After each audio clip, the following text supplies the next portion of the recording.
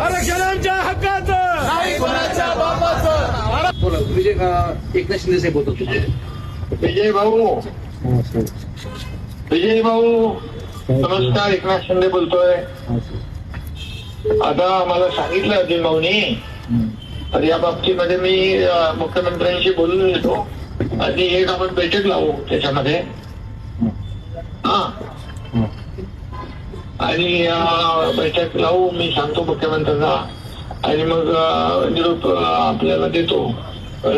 नक्की आपण बैठक घेऊन त्यामधून काय मार्ग काढता येईल बघू आपण. हा आरक्षण आमच्या हक्काचं.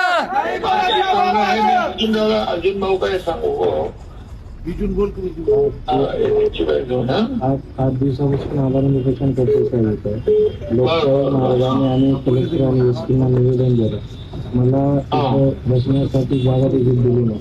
आज 74 वर्षात आम्हाला जर बसण्यासाठी जागा नसेल तर मी झाडावर चढून 3 दिवस उपोषण केलेलं साहेब. ही लोकशाही राहील का नाही? असं का बरं आमचं? नाही, असं चुकीचं आहे सर. लोकशाहीमध्ये लोकशाही मार्गाने आंदोलन करणं आणि त्याला सहकार्य करणं नाही.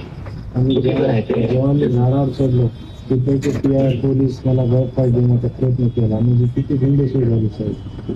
नाही, असं कोणी केलं असेल त्याला सोडणार नाही आम्ही. चुकीच्या पद्धतीने कोणी केलं वागेल तर त्याला माफ नाही. आणि ते मागणी बोलत नाही. आमचं मागण्यास एवढं जर मान्य केलं तर समाज त्यांच्या पाठीशी राहील साहेब आणि शिष्टमंडळी करायला पाहिजे. मी बोलतो साहेब एक विनंती करा साहेब, त्यांना सलाईन तर लावा. 8 दिवस झाले साहेब. तुमच्या शब्दावर साहेब घेईल तो. त्याला विनंती करा. साहेब करा, तुम्ही सांगा सलाईन घेऊन. बोलतो तब्येत आलो बाबा. विजय भाऊ, आपल्याला आंदोलन करायला तर आपल्या शरीरात ताकद पाहिजे की नाही? मग आपलं शरीर नीट पाहिजे. तर तुम्ही सलाईन करून घेऊन ते लोकांना, शेवटी तुमची लिडरशिप पाहिजे ना. त्यामुळे तुम्ही सलाईन घ्या आणि इथं लोक आपल्याला भेटतील.